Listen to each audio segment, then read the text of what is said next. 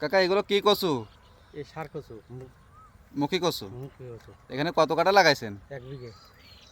তো আপনি 33 1 বিঘে। হ্যাঁ 33 1 বিঘে। 33 শতকে 1 বিঘা। হুম। তো আপনি 1 বিঘাতে কি পরিমাণ ফলন আশা করছেন? এ কাটায় আপনার হলো 5 মণ। কাঠায় 5 মণ। তো বাজারে দাম পাওয়া যায় কিরকম এগুলো? এখন এটা লাগানি আপনার ধরো পৌষ মাসে উঠবে, শ্রাবণ মাসে। এটা এখন 180 এরকম বিক্রি হবে কেজি। আচ্ছা কাকা, এই কচু চাষে খরচ কিরকম? এ বেশি খরচ হবে। এলো বীজের দাম বাস, আর সার হলো 4-5 বার সার দিলে হয়ে যায়। কাকা এই বাজার মূল্য কেমন এখন? এই 100। 100 টাকা কেজি? হ্যাঁ। ও আর মানে মন হিসাবে কত করে পান? 4000। 4000 টাকা মন পান। হুম। তো এই 1 বিঘাতে টোটাল কত মন ফলন হবে মনে করেন? ধরো 100 মণ। 1 বিঘাতে 100 মন। হুম। তো এখানে লাভের পরিমাণটা কিরকম? লাভে হলে ব্যাপক লাভ আছে। আর লসের সম্মুখীন কি হওয়া লাগে কখনো? এই লস হবে না। এর আগে আচ্ছা, আপনি কি এটা কি ফার্স্ট টাইম লাগাইছেন নাকি?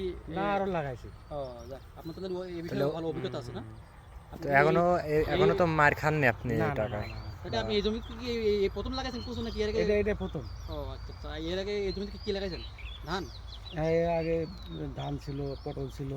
আচ্ছা, কচু চাষের পরে এই জমিতে আপনি কি লাগাবেন বলে পরিকল্পনা করেছেন? এই পটলও লাগাতে পারি, কপিও লাগাতে পারি, কোনো ঠিক নেই এখন। এখন মানে আপনি সব নির্ধারণ ধরনের করেননি? সবজি চাষ করেন? হুম।